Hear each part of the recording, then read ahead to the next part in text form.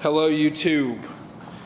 Today we are going to be making a dry rub for our brisket, and then tomorrow we're going to be smoking this brisket to perfection. So let's jump right into it. For this we're going to be using salt, pepper, garlic powder, onion powder, cayenne pepper, a little brown sugar, and I like to use yellow mustard as an adhesive. You can use oil. You could probably also use water, but I mean, I find that yellow mustard makes a great bark. It doesn't affect the flavor at all. You actually don't taste it in the least. But when it's on there, it's really a great glue for your dry rub to hold on to the meat, and when you smoke it, you get that nice dark bark using mustard. So, all right, I forgot to mention, you're gonna need apple juice. Now, when you're smoking any meat, you hit a point called a plateau period, and this is when the meat gets to a specific temperature. For briskets in the 160 to 170 degree range, internal temp, and it begins it just sits there. You have really no internal temperature movement. This is where the majority of your fats begin to break down, and it just takes a really long time. So what I like to do is when it hits that point, around 165, we go ahead and wrap the brisket, put some apple juice on it and in the foil, and then let it smoke out all the way until 190, 195 internal temperature degrees. And at that point, that brisket is gonna be just so tender, and all the internal fats are gonna be broken down, and it's gonna be better than any barbecue you've ever had. So that's why we include the apple juice. Okay, so our marinade or our rub is done. You can go through and break up the brown sugar, but this is kind of what you want it to look like.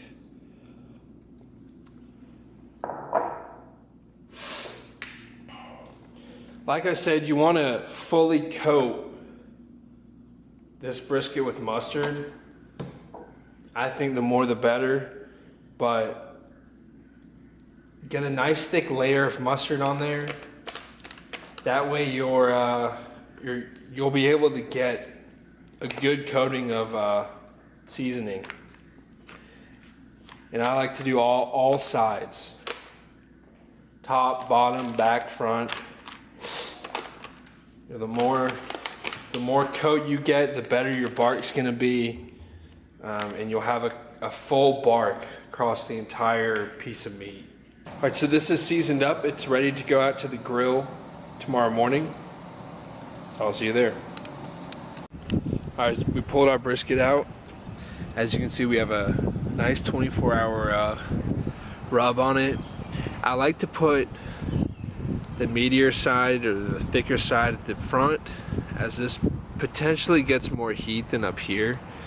And try to fit it over your water tray as much as possible.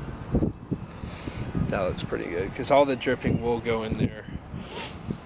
All right, we have our probe in towards the meatier side. This probe is on the grill, so we know what the grill temperature is. And we can shut her down. So we will see you back here right when it gets to the right temperature, about 170. Okay, so as you can see, we have 160 internal. Running a little bit hot. We have 232 on the grill top, but I'm not too concerned about that. Let's open it up. I have my apple juice and my foil. You can use butcher's paper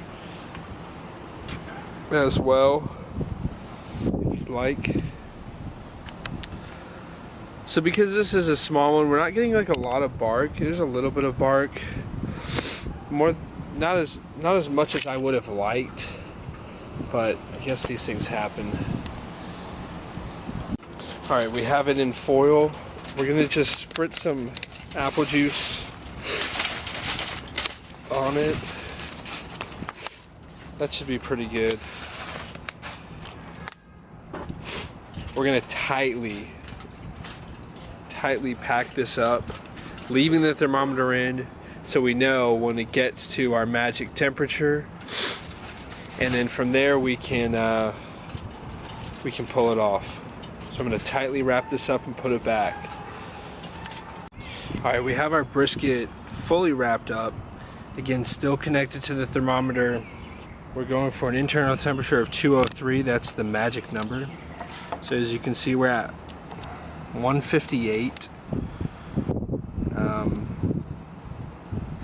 The grill's showing 280 because I had it open for a second, but it'll come back down. We've done it. We have finally hit 203. So what I'm gonna do is take this off. I'm gonna put it in a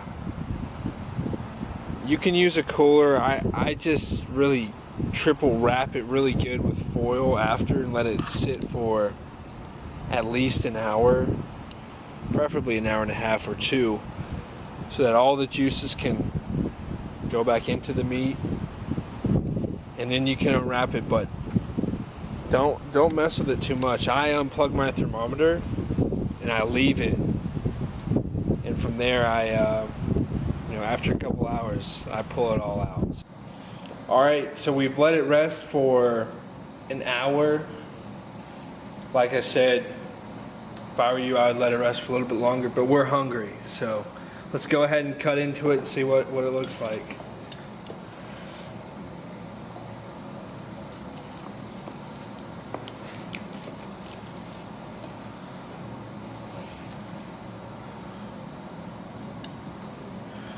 Look at that juice. I don't know if you can see, but there's just so much juice. This is just perfect. We have a huge fat cap, which is great.